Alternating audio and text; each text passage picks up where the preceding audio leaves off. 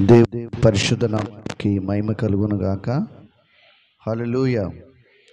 సంతోషంగా ఉన్నవారు బిగ్గరగా ప్రభుకు స్తోత్రం చెబుదామంటారా? మంచిది. చేరి వచ్చిన మీ అందరికీ కూడా మన ప్రభు అయిన యేసుక్రీస్తు వారి అద్వితీయ నామంలో ప్రతి ఒక్కరికి నా ప్రత్యేకమైన నిండు వందన వచనాలు పేరు పేరు వరుసన తెలియజేస్తున్నాను. దేవుడి పునరుద్ధాన దినాన మిమ్ములను మీ కుటుంబాలను బహుగా దీవించునుగాక. ఆమేన్. హల్లెలూయా. ఈరోజు 5-6 వచనాలు. 90వ కీర్తన. వరదలో కొట్టుకొని పోయేవి మానవ జీవితాలు. అందరు చెప్పండి. మానవ జీవితాలు అంటే తాత్కాలికమైనవి, స్థిరత్వం లేనివి అని అర్థం. 90వ కీర్తన 5-6 వాక్యాలు మనం చూద్దాం. చదవండి. వరద చేతనైనను నీవు వారిని పారగొట్టి వెయ్యగా వారు నిద్రింతురు, పొద్దున వారు పచ్చగడ్డి వలె చిగురింతురు. ప్రొద్దున అది మొలిచి చిగురించును, సాయంకాలమున అది కోయబడి వాడబాడును. ఈ వచనాలను నా దేవుని బిడ్డలారా మనం జాగ్రత్తగా గ్రహించగలిగి పరిశీలన చేయగలిగితే దేవుని అభిషేకము నొందిన దైవజనుడైనటువంటి మోషే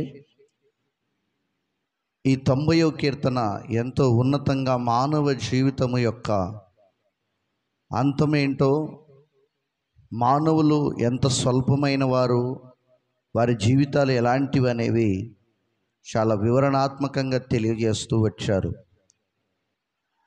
దేవుడు ఎంత శక్తిమంతుడై ఉన్నాడు, దేవుని గొప్పతనాన్ని కూడా ఆయన తెలియజేస్తూ వచ్చాడు.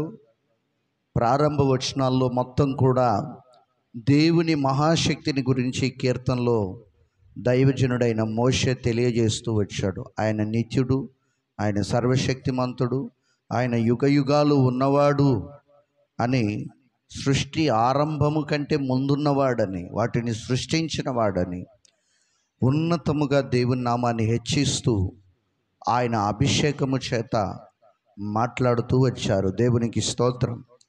ఆ తదుపరి వచనాలు మనం గమనిస్తే మానవుడి జీవితాన్ని మన కళ్ళ ముందు ఉంచాడు.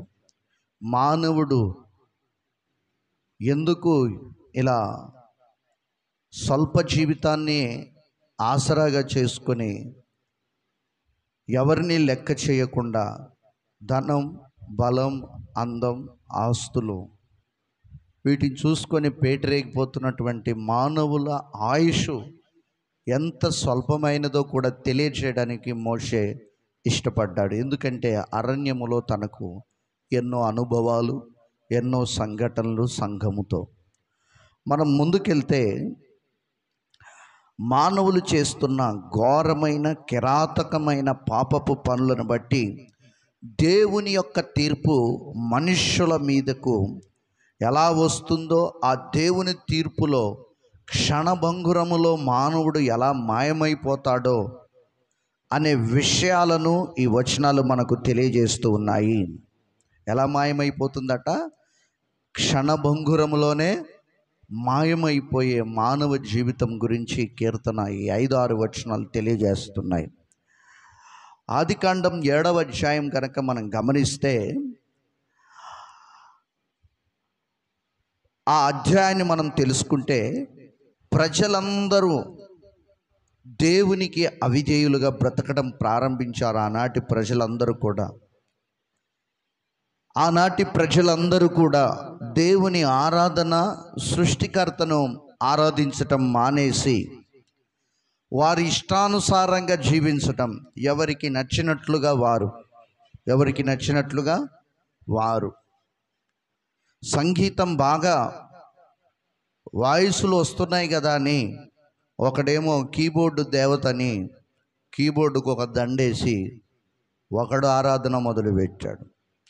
ఒకడు ఫ్యాడ్లో రిథమ్స్ బాగా వస్తున్నాయి కదా, అది ఎంతో అద్భుతమైందని ఒకడు దానికి దండేసి ఆరాధన మొదలుపెట్టాడు. ఒకడు కనపడిన రాయి లేక బండ ఇది మమ్మల్ని రక్షిస్తుంది కదా, ఇది మాకంటే ముందుంది కదా అనే ఒక అజ్ఞానంతో కనపడిన రాయికి, చెట్టుకు, పుట్టకు ఆనాటి ప్రజలు సాగిలపడి నమస్కరిస్తూ సృష్టికర్తకు కోపము రేపిన సంఘటన మనందరం ఎరుగుదుము.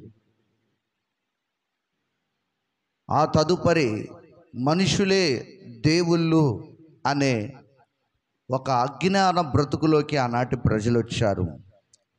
మనుషులను దేవుళ్ళుగా పూజించే కాలంలోకి వచ్చారు. అంత కిరాతకమైనటువంటి పాప ఊబిలో పాపాలు చేస్తూ ఆదికాండం 7వ అధ్యాయంలో ఉన్న ప్రజల్ని దేవుడు మనకు చూపిస్తూ వచ్చాడు.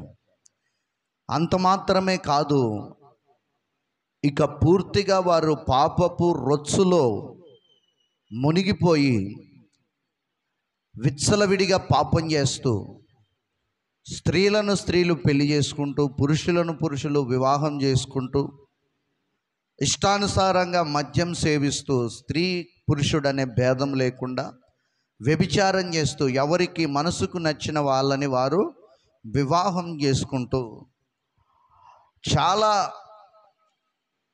ఈ లోక సంబంధమైనటువంటి తాత్కాలికమైనటువంటి ఆ పాపపు ఆనందములో తేలియాడుతున్నారన్నమాట ఆనాటి ప్రజలు. యేసయ్య చెప్పినట్లుగా నోవాహు దినాలు మరలా రాబోతున్నాయి అన్నాడు. ఆ దినాల్లోనే మనం ఉన్నాం. యేసయ్య ఏం చెప్పాడు? నోవాహు దినాలు మరలా రాబోతున్నాయి. ఆ దినాల్లో ఇప్పుడు మనం ఉన్నాం. ప్రజెంటు ఆదిమ సంఘము ఎలాంటి శ్రమలు ఎదుర్కొందో మరలా అవే దినాలను దేవుడు క్రైస్తవ సంఘము మీదకి పంపించాడు. అలాంటి కఠోరమైన శ్రమకాలంలో కూడా ఈనాటి సార్వత్రిక సంఘం ఉంచబడింది. ఎందుకంటే క్రైస్తవులు సరి చేయబడాలి. ఆనాటి ప్రజల వలె సంఘంలో ఉన్న ప్రజలు కూడా ఇలా విచ్చలవిడిగా తయారవుతున్నారు. అందుకని ఆనాటి దినాలలో మనం ఉన్నాం. ఆనాటి దినాలలో ఉన్న ప్రజలకు ఎలా బుద్ధి చెప్పాడో ఈనాడు సంఘంలో ఉండి విచ్చలవిడిగా కిరాతకమైనటువంటి పాపాలు చేస్తూ దేవుని భయం లేకుండా, ఎవరి భయం అంట? దైవ భయము లేకుండా విచ్చలవిడిగా బతుకుతున్న వారికి బుద్ధి చెప్పడానికే సంఘాన్ని ఒక రూపులోనికి తీసుకురావడానికి ఆయన సంఘం మీదికి శ్రమలను ఆపాదించాడు. అపోస్తుల కాలం నాటి శ్రమల కాలంలో ఉన్నాం. అయితే విచ్చలవిడిగా వాళ్ళు పాపం చేస్తున్నప్పుడు దేవుని తీర్పు వాళ్ళ మీదకి వచ్చింది. అందరు నాకై చూడండి, బైబిల్ నేను చెప్తున్నానుగా, అందరు తలకాయల కిందకి వేశారు. హల్లెలూయా. మీలో ఏమన్నా లోపాలు ఉన్నాయా? తలలు దించుతున్నారు. బైబిల్ చదవన్నప్పుడే బైబిల్లో చూడాలి. తల దించుకున్నారంటే తల దించుకునేది ఎవరు? అది తల దించేది ఎవరు చెప్పండి? తప్పు చేయనోడు ఎక్కడైనా అగ్నిలోకైనా వెళ్తాడు. రొమ్మును ఏమంటారు? రొమ్మిరిసి నిలబడతాడు. ఏం చేస్తారో నిరూపించండి అని. హల్లెలూయా. అంతే వాక్యం నేను ఆల్రెడీ అందులో ఉన్నది వివరిస్తున్నాను. చూడండి, దేవుని కోపం. ఎందుకంటే దేవుణ్ణి మర్చిపోయారు. దైవ భయం పూర్తిగా లేదు. సృష్టించిన సృష్టికర్తను మర్చిపోయి ప్రకటించడానికి వచ్చినటువంటి నోవాహు గారిని కూడా ఎగతాళి చేసి ఆయనను కూడా విచ్ఛిన్నంగా నోటికొచ్చినట్లుగా మాట్లాడినటువంటి సందర్భాలు నోవాహు గారి జీవితంలో ఉన్నాయి. దేవుని తీర్పు బయలుపడక మునిపే దేవుడు ఉగ్రతను కుమ్మరించబోతున్నాడు, ప్రచండ వర్షాన్ని కుమ్మరించబోతున్నాడు, మీరు జాగ్రత్తగా ఇప్పటికైనా మారు మనసు పొందండి అని ఎన్నిసార్లు హెచ్చరించినా పోవయ్య పిచ్చి మొహవాడ దిగొచ్చాడైన కొత్త పాస్టర్ గారు. దేవుడు ఎక్కడున్నాడు ఏంటంట? దేవుడు ఎక్కడున్నాడు? అసలు మేమే దేవుళ్ళం, మేమే దేవతలం, మాకంటే ఇంకా గొప్పోళ్ళు ఎవరని విర్రవీగిపోయారన్నమాట. విర్రవీగి పోతున్నారన్నమాట. అట్లాంటి సమయంలో నా దాసుడి మాట కూడా వినని ఈ ప్రజల మీదకి అయితే నోవాహు, నీవు నీ కుటుంబం కొరకు ఒక వాడ సిద్ధపరచుకో, మీరు బ్రతకాలి. నేను త్వరగా ఈ యొక్క భూమి మీదకి 40 పగళ్ళు 40 రాత్రులు ప్రచండమైన వర్షాన్ని నేను కుమ్మరించబోతున్నాను. భూమి మీద ఏ మనుషుడికి ఉండడానికి వీల్లేదని దేవుని తీర్పు పరము నుండి బయలు వెళ్ళింది. ఆయన ఆజ్ఞాపించాడు. ఒక్క రాత్రి వర్షానికే ఆ వరదల్లో ప్రజలంతా కొట్టుకుపోయి చచ్చిపోయి మునిగిపోయారు. అందులోనే ఒక్క రాత్రి వర్షానికే, ప్రచండమైన వర్షానికే ప్రజలంతా మునిగిపోయి దేవుని తీర్పులో చచ్చిపోయారు. కీర్తనలో ఏముంది? వరద చేతనైనట్టు నీవు వారిని పారగొట్టి వేయగా వారు నిద్రించెదరు. దేవుడే లేడని విచ్చలవిడిగా బ్రతుకుతున్న వారి జీవితాలు అప్పటి వరకు పాపపు అంధత్వంలో తాత్కాలికమైనటువంటి ఆనందంలో మగ్గిపోతూ మాకేం కాదు, మేము చావము అని విర్రవీగుతున్న మానవుల జీవితంలోనికి అకస్మాత్తుగా దేవుని తీర్పు పరలోకం నుంచి బయలు వెళ్ళింది. క్షణభంగురములోనే అక్కడున్న ఒక్కడు కూడా మిగల్లేదు. పాపం చేసిన ప్రతి ఒక్కరూ చచ్చిపోయారు. వారి కళేబరాలు కూడా లేవు, సమాధి చేయడానికి కూడా వీలు లేదు. సముద్రము గర్భములోనే, లేకపోతే ఆ ప్రచండ వర్షపు యొక్క ఆ అలలలోనే ముంచివేయబడ్డారు. జాగ్రత్త, విర్రవీగకండి ఏదో ఉందని, ఏదో చేద్దామని. హల్లెలూయా. దేవుని తీర్పులు బయలు వెళ్తాయి. దైవ భయం మనలో ఉండాలి, దైవభక్తి మనలో ఉండాలి, దేవుని ఆరాధన మనలో ఉండాలి. ఎదిగిన కొద్ది దేవుని పాదాల దగ్గరనే కూర్చొని మనం ప్రార్థించుకునే సమర్పణ జీవితం మనకు కావాలి. ఎన్నడే కానీ పొగరిని, గర్వాన్ని తలలోకి ఎక్కించుకునే సాహసం ఎవ్వరూ చేయకూడదు. అది చేశారంటే నాశనానికి ముందు గర్వం నడుస్తుందట. మనం గర్వం ఎప్పుడైతే పడతామో దానికి కారణం ఏంటంటే నాశనం అనేది ప్రారంభమైంది. మన పతనం ప్రారంభమైంది అని గుర్తుంచుకోవాలి. ఎవ్వడు ఇక్కడ బలవంతుడు కాదు, ఎవ్వడు ఇక్కడ బలహీనులు కాదు. దేవుని దృష్టిలో అందరూ సమానులే. ఆయన పాదాల చెంత తగ్గింపు కలిగి ఉన్నప్పుడే దేవుని పరసన్నిధి మనము అనుభవించగలము. దేవునికి మహిమ కలుగును గాక. హల్లెలూయా. ఈ 7వ అధ్యాయములో ఏమైపోయారట? ప్రజలందరి మీదకి వర్షం పంపించాడు దేవుడు.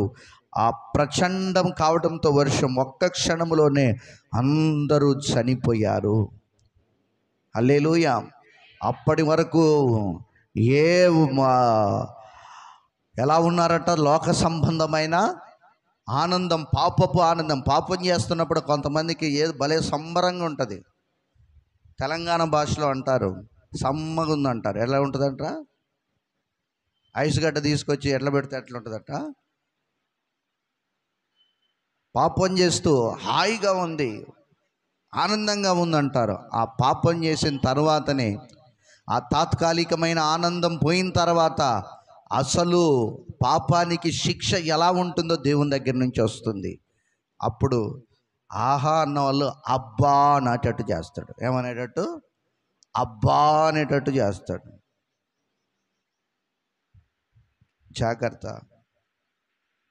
జాగ్రత్తగా మసులుకోవాలి. సంఘం, ప్రతి విశ్వాసి ఇంట్లో, సమాజంలో, సంఘంలో, పని దగ్గర, ఎక్కడికి వెళ్ళినా నువ్వు ఎలా ఉండాలి? నువ్వు జాగ్రత్తగా ఉండాలి. నీ కనురెప్పలు నీ ముందర చక్కగా నడవాలి, అటు ఇటు తిరగకూడదు. దేవునికి స్తోత్రం. హల్లెలూయా. తాత్కాలిక ఆనందం, క్షణమాత్రపు ఆనందం కోసం దేవుణ్ణి భయం లేకుండా ప్రవర్తించారు. ఒక్క క్షణంలోనే వారి జీవితాలు గల్లంతైపోయాయి. నరక శిక్షకు పాత్రులయ్యారు. వరద చేత వారిని పారగొట్టి వేశాడు. ఆదికాండం 7వ అధ్యాయములో. అలాగే మనం గమనిస్తే మనందరం ఎరుగుదుము,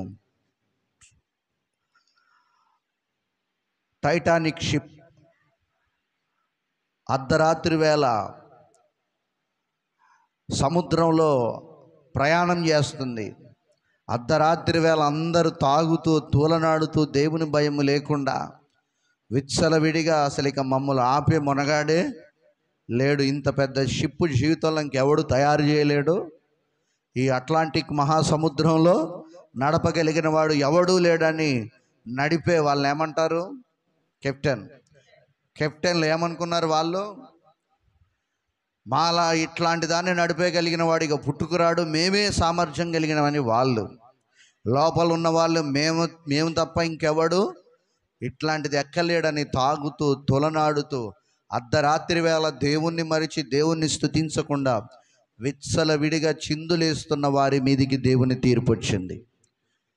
అర్ధరాత్రి వేళ అసలు ఈ పడవని ఇంకా ఏది కూడా ముంచివేయదు ఆ షిప్పునని దాన్ని తయారు చేసిన వాడు కూడా విర్రవీగిపోయాడట.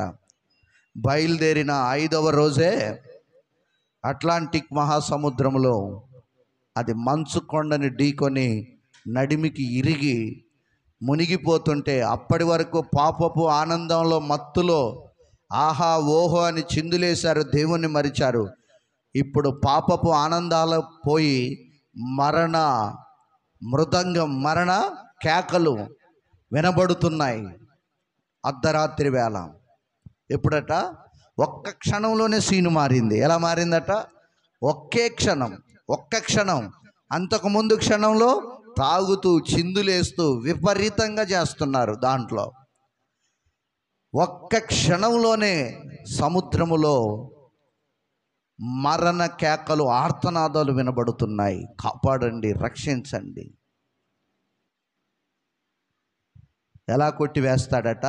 వరద చేతనైనట్టు నీవు వారిని పారగొట్టివేయగా వారు పొద్దున్నే నిద్రిస్తారు. నిద్రించిపోయే జీవితానికి ఎందుకండి మనకన్నీ? ఏంటండి ఎందుకు మనకి ఇవన్నీ? సక్రమంగా ఉండి దేవుని సన్నిధిలోనికి ఒక 10 మందిని నడిపిస్తే ఎంత బాధ్యతగా ఉంటుంది. హల్లెలూయా.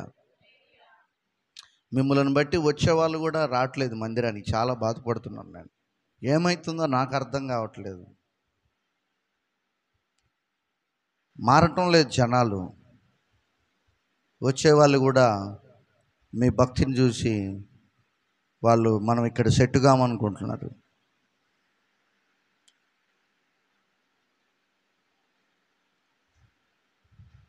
ఎప్పుడు మనమే ఉందామా మందిరంలో? కొత్త వాళ్ళు రావద్దా? ఒక్కరినైనా ఒకరు పట్టుకొచ్చారా ఎప్పుడన్నా? ఒకరిని మందిరానికి తీసుకురాగలిగారా? ఎందుకు ఇంత నిద్రపోతున్నావు? సోమరి, ఇందాక చదివాను, సోమరిలాగా తయారయ్యారు సంఘం. భారం లేదు, బాధ్యత లేదు. ఆత్మలు నశించిపోతున్నాయి, ప్రజలు నశించిపోతున్నారు.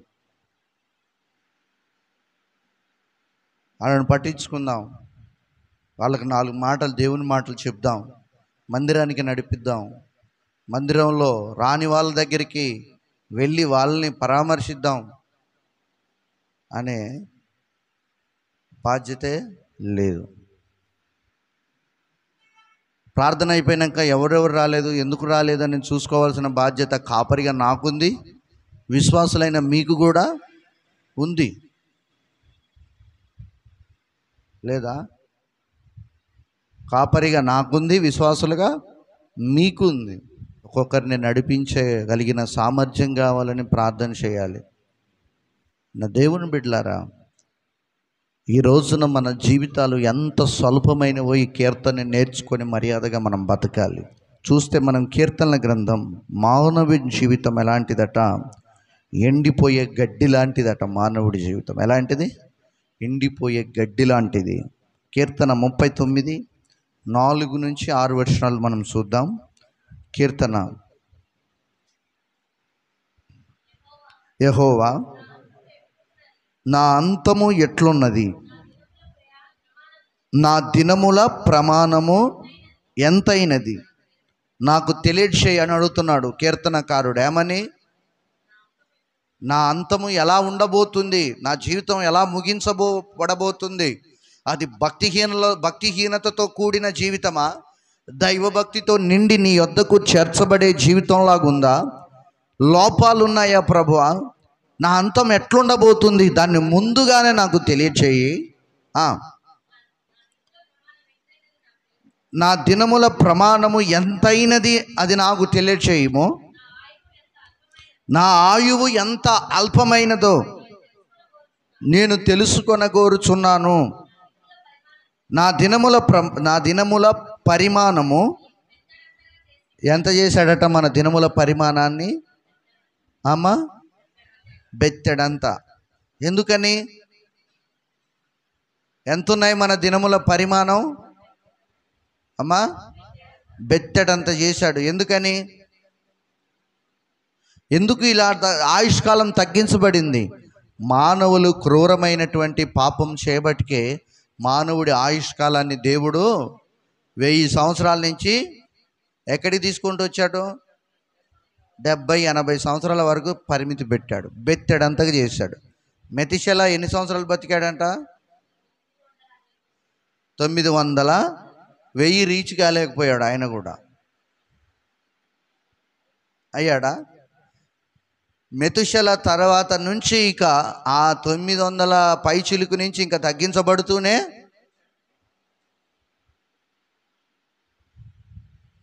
ఈరోజు కూడా మనం చేస్తున్నటువంటి పనులను బట్టే మన ఆయుష్కాలం నిర్ణయించబడుతుంది. మనం నీతి క్రియలు చేయువారం అయితే, దేవుని కొరకు సరిగా బ్రతకగలిగితే అనేకులకు ఉపయోగకరమైన పాత్రలుగా నిలబెట్టడానికి దేవుడు ఇష్టపడతాడు, దేవుడు కోరుకుంటాడు. ఈరోజు నా దేవుని ప్రియులారా, నా దినముల పరిమాణం ఎంతైనది నాకు తెలియచేయి ప్రభువా, నేను మర్యాదగా బ్రతుకుతాను అంటున్నాడు. ఏమని? అది తెలిస్తే నా కాలు జాడకుండా, నా అడుగులు టపటడుగులు పడకుండా, నేను బుద్ధిహీనుణ్ణి కాకుండా, నేను సంఘంలో సమాజంలో నేను నీ యందు శ్రద్ధ నిలిపి నీ మాదిరిని చూపిస్తూ జీవిస్తానని ఒక తీర్మానాన్ని తీసుకుంటున్నాడు అక్కడ కీర్తనకారుడు. నీ సన్నిధిని లేనట్టే ఉన్నదంట. అయిపోయిందా? ఎంత స్థిరుడైనను ప్రతి వాడును కేవలం ఎంత స్థిరుడైనను నేను కదలకుండా ఇలాగే ఉంటాను, బలవంతుణ్ణి, నాకేం కాదు, నేను ఆరోగ్యవంతుణ్ణి అయినా అనుకున్నప్పటికీ ఏమవుద్దట? ఆయుష్కాలం ఆయన సన్నిధిలో మరుక్షణము లేనట్టే అగపడుతుంది.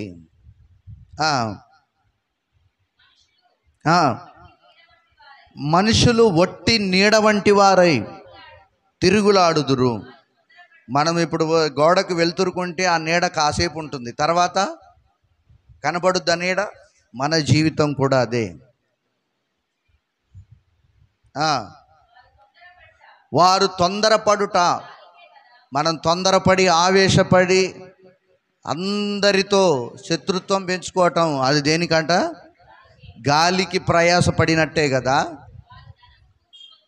వారు ధనము కూర్చుకొందురు కానీ, వాళ్ళు ఏం చేస్తారట? ధనాన్ని కూడా సమకూర్చుకుందురు కానీ ఆ తర్వాత అది ఎవనికి చేజిక్కునో వారికి తెలియదు. ప్రభువా, నేను దేని కొరకు కనిపెట్టుకుందును? ఎవరు నమ్ముకున్నాడట? దేవుణ్ణి నమ్ముకొని ఉన్నాడు. ఎందుకంటే పరమందు కదలని యొక్క, కదిలింపబడని యొక్క, నశించిపోని యొక్క స్థిరమైన జీవితాన్ని పరలోకమందు దేవుడు మనకు ఉంచాడు. హల్లెలూయా. దాని కొరకు ఆయన ఎదురు చూస్తున్నాడు, తీర్మానం చేస్తున్నాడు. మనం ఈ లోక ఆడంబరాల కోసమే బ్రతుకుతున్నాం. పైనున్న వాటిని వెతకమంటే కింద భూ సంబంధమైన వాటి కొరకు ప్రతిరోజు ప్రయాసపడుతున్నాం. చేయరాని అడ్డగోలిగా పనులన్నీ చేస్తున్నాం. అది తప్పని తెలిసినా, అది పాపమని తెలిసినా కూడా మనం దాన్ని కప్పిపుచ్చుకోవడానికి మళ్ళీ వాటికి అడ్డుగా వాక్యాలను కూడా చూపించే వాళ్ళు ఉన్నారు.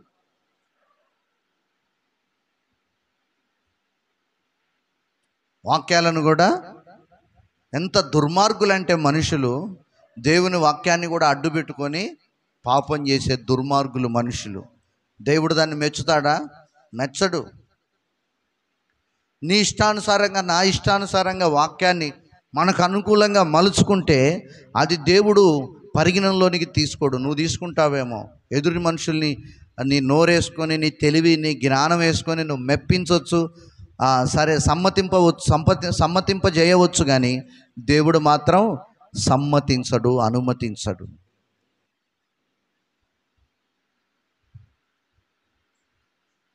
పైనున్న వాటి కొరకు మనల్ని ప్రయాసపడమన్నాడు. కిందున్న భూ సంబంధమైన వాటి కొరకు, ఈ పాప సంబంధమైన వాటి కొరకు అతిగా ప్రయాసపడకండి అని ప్రభు మనకు పలుమార్లు చెప్పారు. మొదట నా రాజ్యాన్ని, నా నీతిని వెతకండి రా బాబులు, తర్వాత మీకు ఏం అక్కరగా ఉన్నవని నాకు తెలుసు, నేను ఇస్తానన్నాడు. అది వదిలేసి ఈ లోక సంబంధమైన అన్నీ వెతుకుతున్నారు. ఇంకా 4 అడుగులు ముందుకేసి ఇంకా ఏదో కార్యాలు ఆలస్యమయ్యాయని అడ్డమైన చోట్లన్నిటికీ వెళ్ళే క్రైస్తవులు కూడా లేకపోలేదు. సౌలులాగా. ఎవరిలాగా అంట? సౌలులాగా అడ్డమైన చోట్లకన్నీ వెళ్ళి ఇష్టానుసారంగా జీవితాలను పాడు చేసుకుంటున్నవారు, స్వనాశనానికి దినాలను కొని తెచ్చుకుంటున్నవారు కోకొల్లలుగా లేకపోలేదు.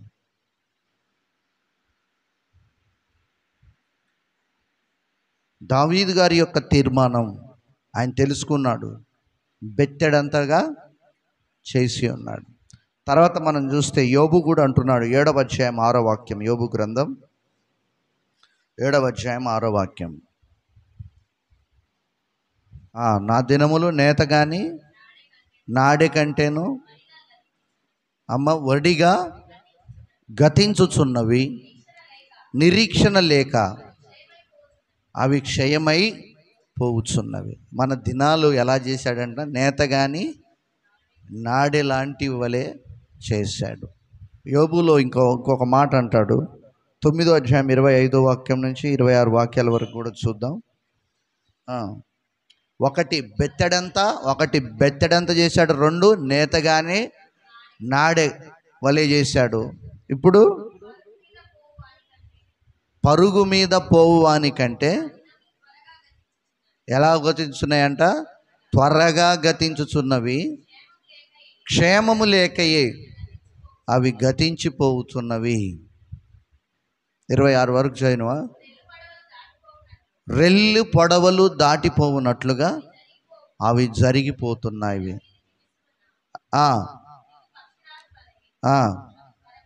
అవి త్వరపడి పక్షిరాజు వలె అవి త్వరపడి పోతాయి. తర్వాత మనం చూస్తే మన దినాలు ఎలా ఉన్నాయి? 14:12 యోబు, క్షమించండి 14:1-2 వచనాలు.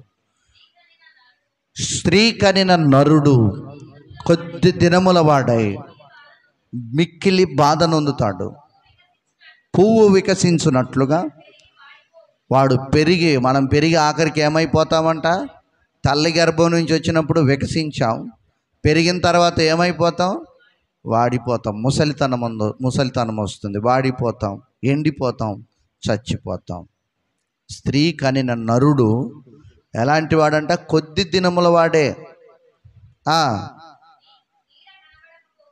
నీడ కనపడకపోవునట్లుగా వాడు నిలవక పారిపోవును.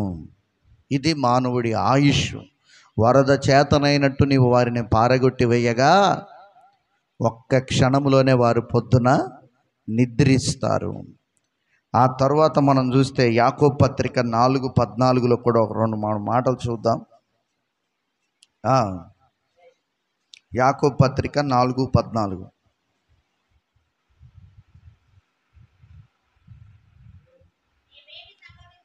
రేపేమి సంభవించునో మీకు తెలియదు, మీ జీవనం ఏపాటిదో. అమ్మా, మీరు కొంతసేపు కనపడి అంతలో మాయమైపోయే. మనం ఎలాంటి వారం అంట? ఆవిరి వంటి వారం. కొంతసేపు కనపడతాం, తర్వాత ఉంటామో ఉండమో నీకు తెలియదు, ఇక్కడ బోధిస్తున్నా నాకు తెలియదు.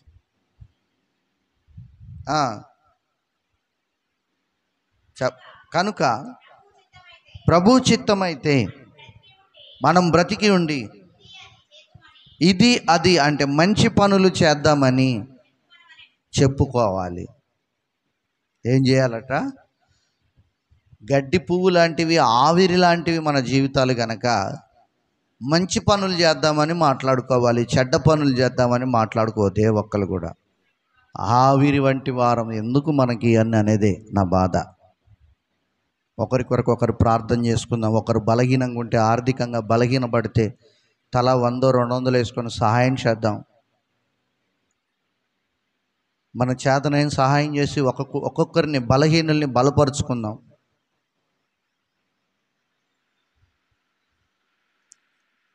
అది దేవుడు మెచ్చే సంఘ పరిచర్య. ఎవరి స్వార్థం వాళ్ళు మనం చూసుకొని బ్రతకడానికి సంఘంలో వీల్లేదు. అందరం ఒక కుటుంబంగా సంఘంలో చేర్చబడ్డాం. నీ శరీరంలో నీ కన్నుకు బాధ అయితే శరీరం అంతా బాధ కలుగుద్దా? కన్ను ఒకటి బాధపడుతుందా అమ్మా? శరీరం అంతా బాధ, నొప్పి, వేదన, మూలుగుతావు. చిటిక నేలుకి దెబ్బ తగిలితే పక్కనున్న పెద్ద నేలు నాకు అవసరం లేదంటదా? దీనికంటే రెట్టింపు బాధ, అది కూడా కాళ్ళంతా నొప్పి. సంఘంలో ఎవరికైనా ఏదైనా జరిగినా, ఎవరికైనా సమస్య ఉన్నా నొప్పి మనకు కలగాలి. ఎవరికి కలగాలి? నొప్పి మనకు కలగాలి. హల్లెలూయా. సంఘానికి వచ్చేవారి విషయంలో చెప్తున్నాను. వచ్చేవారి విషయంలో మీ అందరికీ తెలియజేస్తున్నాను. బాధ కలగాలి. ఎందుకంటే మనం సంఘం, ఒక కుటుంబం. మనం అన్ని సమస్యల మీద మనం మాట్లాడుకొని సహాయం చేసుకోవాలి. ఇంకెవరు చేస్తారు? బయట నుంచి వచ్చి మనకేమన్నా తెల్ల దొరలు ఎవరన్నా మనకు సొమ్ము ఇస్తున్నారా? ఇకనైనా మారండి. కోపంతో చెప్పాను, గద్దించి చెప్పాను, బతిమిలాడి చెప్తున్నాను. ఇకనైనా మారండి. ఈ వాక్యం చదువుకుంటున్న తర్వాత, వింటున్న తర్వాత ఇంకనైనా మారండి. పగ, ద్వేషాలు, కక్షలు, కార్పణ్యాలు తగ్గించుకొని మర్యాదగా ఉండండి. కీర్తనలు 144:4 కూడా చూద్దాం. నరులు ఒట్టి ఊపిరినే పోలి ఉన్నారు, వారి దినములు ఎలా ఉన్నాయట? మన దినాలు దాటిపోయే నీడవలే ఉన్నాయి.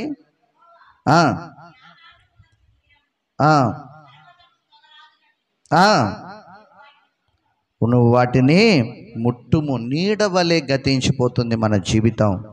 బాప్తీసం పొందనోళ్ళు ఇంకెన్ని రోజులు బాప్తీసం పొందండి.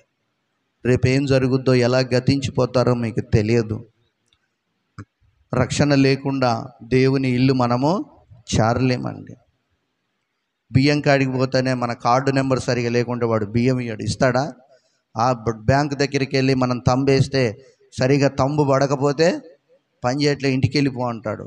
లోక సంబంధంగా ఇన్ని ఉంటే దేవుడు మన కొరకు ప్రాణం పెట్టిన వాడు రక్షణ లేకుండా మనల్ని ఎలా స్వీకరిస్తాడండి? రక్షణ ఉండాలి, మారు మనసు ఉండాలి, దేవునికి ఇష్టమైన వారిగా మనం బ్రతకాలి. ప్రసంగి గ్రంథం 6:11-12 చూసి మనం ముగించుకుందాం. వచ్చేవారం ఇంకా చాలా విషయాలు నేను నేర్చుకుందాం ఇందులోనే. ప్రసంగి గ్రంథం 6:11-12. అమ్మా, పలకబడిన మాటలలో నిరర్థకమైన మాటలు చాలా, పలకబడిన మాటల్లో, మాట్లాడే మాటల్లో నిరర్థకం అంటే వ్యర్థమైపోయే మాటలు చాలా ఉంటాయి. వాటి వలన నరులకు ప్రయోజనం ఏమీ లేదు. వ్యర్థంగా మనం మాట్లాడితే అవన్నీ గాలికి పోయేవి. వాటి వలన మనకు ప్రయోజనం ఏమీ ఉండదు, టైం వేస్ట్. చూడండి, ఆగండి, ఆడ మనకేం వేస్ట్ అంట? టైం వేస్ట్, సమయం అంతా వృధా. ఈ వ్యర్థమైన మాటలు ఉచ్చరింపకుండా దేవుని సన్నిధిలో ఆ సమయాన్ని గడుపుతూ, దేవుని సన్నిధిలో ప్రార్థన చేస్తూ, మన ప్రార్థన అంశాలని, మన చుట్టుపక్కల ఉన్నటువంటి ప్రార్థన వారి అంశాలని, రక్షణ లేని వారికి అన్యుల రక్షణ కొరకు, దేశ సంరక్షణ కొరకు మనం ప్రార్థన చేస్తున్నప్పుడు ఆ సమయం వృధా కాదు, దేవుని సన్నిధిలో ఆ సమయము లెక్కించబడుతుంది.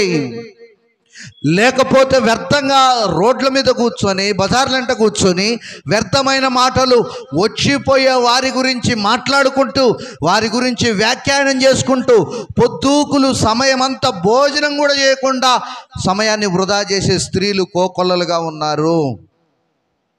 సమయాన్ని వ్యర్థం చేసేవారు, వృధాగా. వాటి వల్ల ప్రయోజనం దమ్మిడి పైసా లాభం ఉండదు, దమ్మిడి ఆదాయము ఉండదు. అవన్నీ గాలి మాటలు, లేని మాటలు. ఏం మాటలంట? గాలి మాటలు, లేని మాటలు. అందుకనే ప్రభు వాక్యంలో రాయబడింది, విస్తారమైన మాటల్లో దోషం ఉండక మానదు. ఏదో ఒక పాపం వచ్చి అక్కడ కూర్చుంటుంది, మనకు తెలియకుండానే దొర్లుతుంది మన హృదయంలో నుంచి. అందుకనే నా దేవుని బిడ్డలారా, సమయాన్ని మనం వృధా చేయొద్దు. ప్రార్థన చేయాలి, ప్రార్థనకు సమయాన్ని ఇవ్వాలి. ఆ సమయాన్ని దేవుడు లెక్కగడతాడు.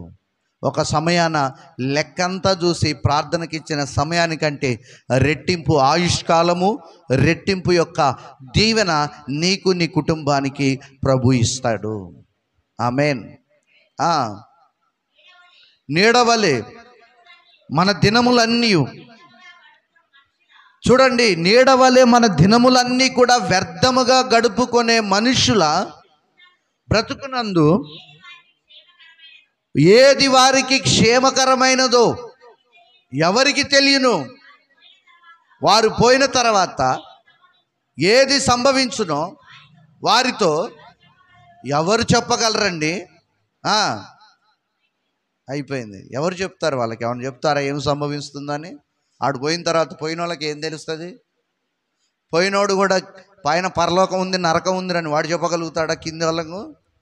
ధనవంతుడు అదే అన్నాడు కదా, ఒక్క అవకాశం ఇస్తే నేను మా ఇంటికి వెళ్ళి, మా సహోదరులు ఊరిన ఆయన ఇక్కడ నరకం ఉంది, నిజంగానే పరలోకం ఉంది, ఒక్క ఛాయిస్ ఇస్తే నేను వెళ్ళి వాళ్ళకి చెప్పొస్తా. వాళ్ళన్నా ఈ ఇళ్ళ పడుకుంటుంటారు, నేను పడిన బాధ వాళ్ళు పడకూడదు నాయన అంటే, నాయన వాళ్లకు ప్రకటించడానికి మోషే, ఏలియా లాంటి ప్రవక్తలు, సేవకులు, దాసులు ఉన్నారు నాయన. ఇక నువ్వు తిరిగి వెళ్ళడానికి అవకాశం ఏమీ లేదు. అట్టా గనక అవకాశం ఉంటే ఇప్పటికి ఎంతమంది రక్షించబడదురు? అలాంటి ఏమంటారు దాన్ని, అవకాశము లేదండి. దేవుడు అనుమతించలేదు. అట్లా అనుమతిస్తే పోయిన వాళ్ళందరూ తిరిగి వచ్చి కుటుంబీకులకు చెప్పి వెళ్ళిపోతారు. మళ్ళా ఏమని? ఆయన అక్కడ నరకము, పరలోకం ఉన్నాయి, మీరన్నా బుద్ధిగా దేవుని నమ్ముకోండి, నేను నరకంలో ఉన్నాను అని చెప్పి వెళ్ళిపోతారు. ఆ అవకాశాన్ని దేవుడు ఇవ్వలేదు. ఎందుకంటే విశ్వాసము చేతనే యేసయ్యను నమ్మాలి. చప్పట్లు కొట్టండి. దేంతో నమ్మాలంట? ఎవరో మళ్ళీ అక్కడి నుంచి చనిపోయినోడు వచ్చి చెప్తే నమ్మటం కాదు. ఇక్కడ దేవుని మాటలు, దేవుని సేవకులు ప్రకటిస్తున్నప్పుడు విశ్వాసంతో దేవుడున్నాడు, పరలోకం ఉంది, నరకం ఉందని నమ్మిన వాడే నిజమైనటువంటి విశ్వాసి. అంతేగాని ఆధారాలు చూసి వచ్చి చెప్తే నమ్మే విశ్వాసులు యేసయ్యకి అవసరమే లేదు. అంటారు కదా వాళ్ళు, ఇప్పుడు నువ్వు మెస్సయ్య అని మేము నమ్మాలంటే మా ముందల ఒక సూచక్రియ చేయన్నారు. నేను అసలు చేయను అన్నాడు. మీరు నమ్మడానికి నేను సూచక్రియ చేయడండి? హల్లెలూయా. మీరు అడిగితే కాదు, నేను చేస్తున్నప్పుడు మీరు చూసి విశ్వసించాలి. ఇప్పటి వరకు చేసినవన్నీ వాళ్ళు చూడలేదంటే చూశారు, కానీ యేసయ్యను శోధించాలనే వారి హృదయంలో చెడ్డ తలంపులు అన్నమాట. అందుకని అలాంటి అవకాశం ఏమీ లేదండి. చనిపోయిన వాడికి ఇక్కడ విషయాలు ఏమీ తెలియదు, అక్కడ వాడు ఇక్కడికి వచ్చి చెప్పడానికి ఆ అవకాశమే లేదు. అందుకనే ఎలాంటి అవకాశం లేదు కనుక యేసయ్య మనకు ఒక చక్కటి మార్గాన్ని చూపించాడు. ఆ మార్గంలో గురి యొద్దకు మనం దారి తప్పకుండా ప్రయాణం చేద్దాం. ఎలా ప్రయాణం చేద్దాం? గురి యొద్దకు దారి తప్పకుండా మర్యాదగా మనం ప్రయాణం చేద్దాం. ఆ మార్గంలో సైతానుడు పాపము లాంటి వెండి బంగారాలు వేస్తాడు. ఆ మార్గంలో రకరకాల బహుమానాలు ఉంచుతాడు మార్గం తప్పించడానికి. మనం వేటికి ప్రలోభాలకు లొంగిపోకూడదు. చాలాసార్లు చెప్పాను, మనుషుల మీద ప్రయోగించే 3 ప్రధానమైన ప్రయోగాలు. 1 స్త్రీకాంక్ష, లేక 2 పురుషకాంక్ష, 2 అధికారం. ఏంటంట? అధికారం దాహం వేస్తాడు. అధికారం కావాలన్నా. కొంతమంది అధికారం లేకుండా నిద్ర పట్టదు, పెత్తనం లేకుండా నిద్ర పట్టదు. 3వది వాడు ధనాకాంక్ష, ధనం మీద ఆశ రేపుతాడు. ఈ ప్రధానంగా ఈ మూడింటిని వాడు ఉపయోగిస్తాడు. ఏ మూడింటిని అమ్మా? ఒకటి స్త్రీకాంక్ష, పురుషకాంక్ష. స్త్రీలైతేనేమో పురుషుల మీద ఆశ పుట్టేటట్టు వాడు ప్రేరేపిస్తాడు. పురుషులైతే స్త్రీల మీద ఆశ పుట్టేటట్టు చెడ్డ తలంపులు తీసుకొస్తాడు. దీంట్లో నువ్వు సక్రమంగా ఉన్నావు అనుకో, నిక్కచ్చగా ఉన్నావు అనుకో, ఇంకా రెండవది వేస్తాడు. ఏంటిది? అధికారం. ఇతరుల మీద నేను పెత్తనం చేయాలి, నాదే పై చేయి ఉండాలి అనే ఒక ఆశను, భావోద్వేగాన్ని హృదయంలో నుంచి స్వార్థపూరితమైన ఆలోచనలు రేపుతూ ఉంటాడు. ఇక్కడ కూడా నువ్వు బలంగా ఉన్నావు అనుకో, నీ బలహీనత ధనం. నీ అవసరం నిన్ను ఎంత గడ్డి అయినా తినిపిస్తుంది. నేను అంటాను, నీ అవసరం నిన్ను ఏ గడ్డి అయినా తినిపిస్తుంది. మొన్న చివరిగా ఒక మాట చెప్పి నేను ముగిస్తాను. నాకు ఫస్ట్ చేశాడు సైతానుడు సేవ ప్రారంభంలోనే. విశ్వాసిగా ఉన్నప్పుడు, సేవ ప్రారంభంలో ఉన్నప్పుడు ఫస్ట్ది నేను ఎదుర్కొని నిలబడ్డాను. రెండవది అధికారం కూడా నాకు వేశాడు, దాన్ని కూడా నేను తట్టుకొని నిలబడ్డాను. మూడవది నా మీద పలుమార్లు ప్రయోగిస్తున్నాడు, ఇప్పటి వరకు కూడా, ఈరోజు వరకు కూడా. ఏంటిది అది? అక్కడ కూడా నేను నిలబడుతూనే ఉన్నాను, పడిపోవటం లేదు. హల్లెలూయా. దేవుడు మోసపోనివ్వడండి. మోసపోనిస్తాడా? ఆయన నమ్ముకున్న వారిని, ధనాకాంక్ష కలిగిన వారిని మోసపోతారు. అందుకనే మూడవదిగా ఏమే బాణం వేస్తాడట? ధనాశ రేపుతాడు. అవసరం ఏంటంట? అవసరము ఎంత పాపానికి, ఎంత దరిద్రానికైనా భక్తిహీనుల్ని దిగజారుస్తుంది. అవసరం. నిజమైన భక్తుడు ఎంత అవసరం ఉన్నా నిజాయితీగా, నీతిగా సంపాదించిన 1 రూపాయితోనైనా, అర్ధాకలితోనైనా పడుకొని ఉంటాడు. ఉండడా? నీతిపరుడు. ఏ ధనాకాంక్ష లేనివాడు, దేవుడిచ్చిన ₹10 చాలనుకున్న వాడికి ధనాకాంక్ష ఉండదు. ఎంత అవసరతలో ఉన్నా ఇది నాకు అవసరము లేదు అనుకుంటాడు. ఎందుకండి? అవసరం కోసం దిగజారి బ్రతకకండి. ఆ బ్రతుకు ఉన్నా ఒకటే, దేవుని బిడ్డలు లేకున్నా ఒకటే అండి. అవసరం కొరకు మనం దిగజారొద్దు. మన అవసరం అలా అనిపించవచ్చు, ఇది దేవుడే పంపించాడు అన్నట్లుగా సైతానుడు బుట్టలు అల్లుతాడు. నాకు అల్లలేదా ఇప్పుడు నేను చెప్పిన స్టోరీలో? నువ్వే కనపడ్డావయ్యా నేడింజల్లో పరిశుద్ధుడు అన్నట్టుగా మాట్లాడాడు నన్ను. అప్పుడు నేను ఉబ్బిపోయి, నాలాంటి భక్తుడు ఇంకెవడు లేడని నేను ఈ స్లాప్ హైట్ పొంగిపోతే ఇప్పటికల్లా డేలా పడిపోయేవాడిని. అందుకనే సంఘమా జాగ్రత్త. ఒకటి స్త్రీకాంక్ష, 2 ఏంటి, 3 మీకు ఎవరికి ఉండొద్దు ఇక్కడ.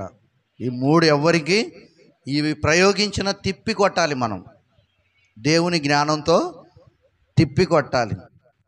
నీకు బువ్వకు లేదుగా, అది చేస్తా, ఇది చేస్తా, దరిద్రమైన పనులు చేయంటే చేస్తారా? దేవుని బిడ్డలు చేస్తారా? నీ అవసరం కోసం ఎంత దానికైనా బరి దిగిస్తారా దేవుని బిడ్డలు? చెప్పండి.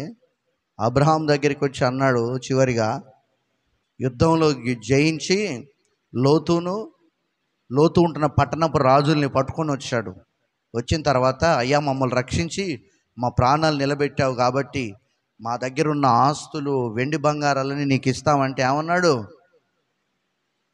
అబ్రహాం?